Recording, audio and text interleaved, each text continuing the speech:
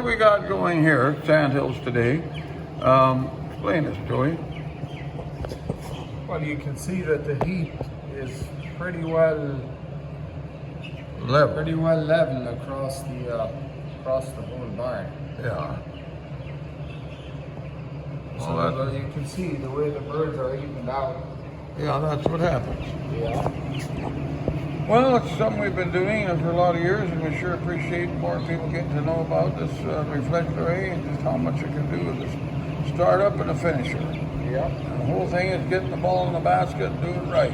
Yeah, and normally everybody would come take a look and yeah, it's just I mean, there it is. The investment pays us about, and your gas bill, do you think it's a little less on this type of heating? well, for sure. Maybe, I figure it's about 50%. It is. It is. About 50%, and your death losses are down to minimal, and the bird is grading out good, eh? Yeah. All the best. Well, they sure look pretty for little birds, I think. Now, you're saying something about hot water versus the radiant. Warming up and cooling down. You start out at what temperature normally with what breed? Well, the Ross 308, you want them at around 88 degrees. Not too hot. Yeah. Different breeds, the Cobb, they like it 92, 93. So how do you find this thing, versatility, depending if it heats up outside, can you cool it down faster, you think, than hot water would? If you see the birds going to the walls, you shut the heat off and turn up the fans, and within minutes, you got your temperature to where you want it to be. With the radiant heat, with this particular radiant heat. But with hot water, yeah, it takes a lot longer to cool the barn down, and once if you cool it down too much, it just takes hours to get it back where it should be. So now you're stressing the birds at that point. The birds, and that is critical in the first 3-4 And then days. if the weather's bad outside, it could be even worse. It would be even worse, yeah. So radiant heat is more user friendly. you can do more with it. You can do more with it. You can watch the birds, read what they're feeling, and then this is how you set your barn, and you can do it within minutes. Yeah. Radiant heat. Well, Hot water, you don't have that. Why do you think that is? Because the air heats. The molecules. Pardon me? It's just how it heats the molecules. Yeah. It spins the atoms, and Yeah. Radiant heat works faster. Yeah, a little faster response. Yeah.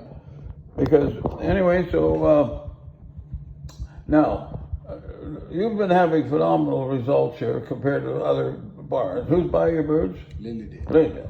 So you've been averaging at the low part, say 2.6. 37 or 38 days you usually go out. Yes. And what are you normally getting? 2.6 is the minimum, and I've gone up to 2.88. Yeah, I've seen that. So it vacillates that. Now that's not uncommon. That is uncommon, I should say. It is uncommon. In the industry, because it seems like even a lot, I've seen people down south 42 days, they're happy to get 2.5. That's what I've been getting in the old barn. Yeah? Because we didn't have the right heating system. So you had a radiant heat, but it was a little scorchy, was it? Yeah, well, before the radiant heat there, we had ATLs, and that was a nightmare. Now, tell me about your experience with nightmares.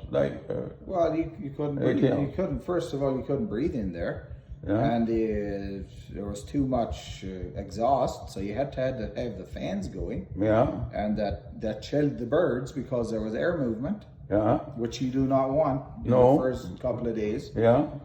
So we switched to radiant heat, and which was better, but it wasn't the right radiant heat. They were scorching the first a little too scorchy.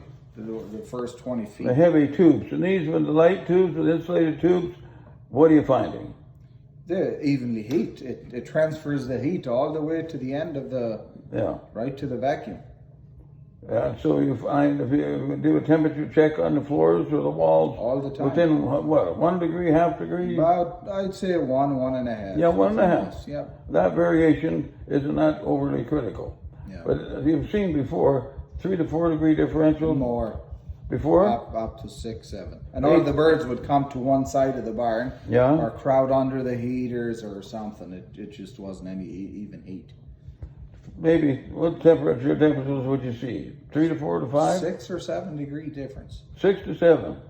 And then you turn on the circulating fans to try and even out the Yeah, heat, but right. it's not good for the birds. Yeah. Now I have 0 air movement.